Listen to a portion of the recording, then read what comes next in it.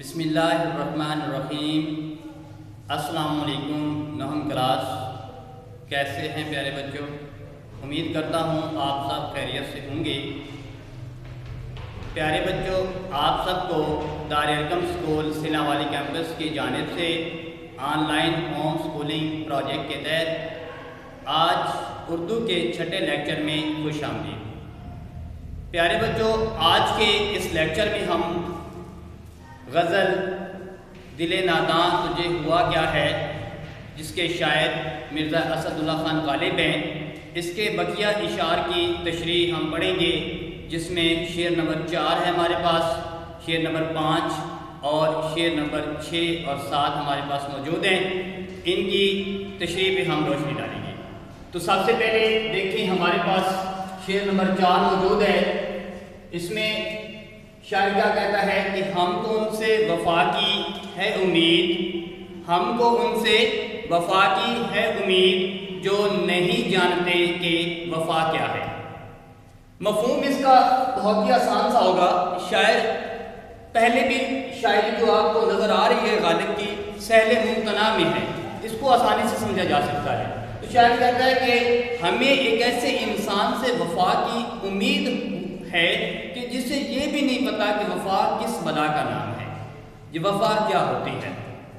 یعنی شاعر یہاں پہ اپنے محبوب کی ایک سادگی اور بھولے پن کا ایک عنصر نکالتا ہوا نظر آتا ہے۔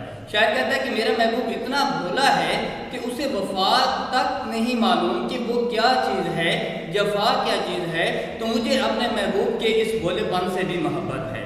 اس لیے شاعر اپنے محبوب کی محبت کا دام بھرتے ہوئے کہتا ہے کہ اپنی پہچان کا اس سے حوالہ چاہوں۔ اضافی شعر میں نے یہاں پہ استعمال کیا ہے، اپنی پہچان کا اس سے حوالہ چاہوں، کتنا پاگل ہوں اندھیرے میں اجالا چاہوں۔ پھر دوسرے مصرعے کی تشریح ہم کریں گے اس شعر کے بعد، جو نہیں جانتے وفا کیا ہے۔ اسی چیز پہ روشنی ڈالتے ہوئے محبوب کے بھولے پن اور بھولے انداز پہ روشنی ڈالنے کے بعد پھر ہم ایک اضافی شعر کا استعمال کریں گے کہ جب کبھی خود کو سمجھاؤں کہ تو میرا نہیں، جب کبھی خود کو سمجھاؤں کہ تو میرا نہیں، مجھ میں کوئی چیخ اٹھتا ہے نہیں ایسا نہیں۔ جب کبھی خود کو سمجھاؤں کہ تو میرا نہیں، مجھ میں کوئی چیخ اٹھتا ہے نہیں ایسا نہیں۔ اس کے بعد شعر نمبر 5 ہمارے پاس ہے، ہاں بھلا کر تیرا بھلا ہوگا، ہاں بھلا کر تیرا بھلا ہوگا، اور درویش کی صدا کیا ہے۔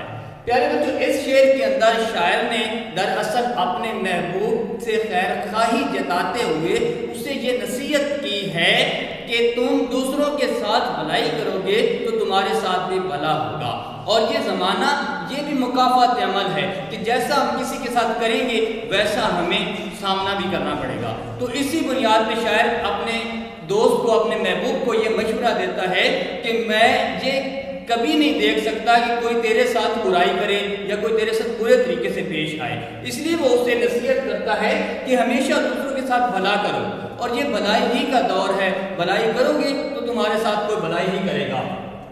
پہلا اضافی شعر ہے، پہلے مصرعے کی تشریح ایک پیراگراف لکھنے کے بعد شعر استعمال کیا کہ انسان کو انسان سے گر پیار نہیں، انسان کو انسان سے گر پیار نہیں، انسان ہی کہلانے کا حقدار نہیں۔ پھر دوسرے مصرعے کی تشریح دوسرے پیراگراف کی صورت میں لکھنے کے بعد پھر شعر استعمال کریں گے، درد دل کے واسطے پیدا کیا انسان کو، درد دل کے واسطے پیدا کیا انسان کو، ورنہ داد کے لیے کچھ کم نہ تھے قروبیاں۔ یعنی اس میں بھی یہی سبق دیا جا رہا ہے کہ انسان کے ساتھ بھلائی کرے تو ہی اس میں اللہ تعالیٰ کی رضا ہے۔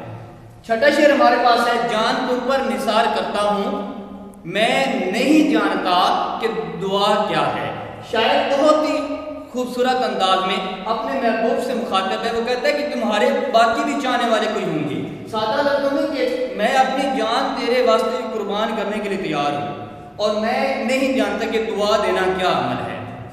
تو اصل میں شاعر کہنا یہ چاہتا ہے کہ تمہارے اور بھی بہت سے چاہنے والے ہوں گے جو تمہیں تمہاری کامیابی کے لیے، تمہاری خوشحالی کے لیے، تمہاری صحت اور تندرستی کے لیے تمہیں دعائیں دیتے ہوں گے، لیکن میں دعا سے کام چلانے والا نہیں ہوں، میں تیرے راستے میں تختہ دار پر لٹکنے کے لیے بھی تیار ہوں، میں اپنی جان تیرے نام پہ قربان کر سکتا ہوں، میں اس لیے میری نظر میں دعا کی کوئی اہمیت اور وقت نہیں ہے۔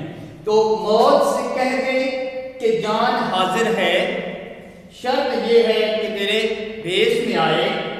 یہ پہلے مصرے دوسرے کے بعد دوسرے مصرے کے بعد یہ شعر استعمال کریں کہ سب کو پیاری ہے زندگی لیکن تم ہمیں زندگی سے پیارے ہو۔ آخری شعر نمبر 7، میں نے مانا کہ کچھ نہیں غالب، مفت ہاتھ آئے تو برا کیا ہے۔ آخری غزل کا مقطع ہے، اس میں مرزا غالب نے اپنا تخلص استعمال کیا ہے۔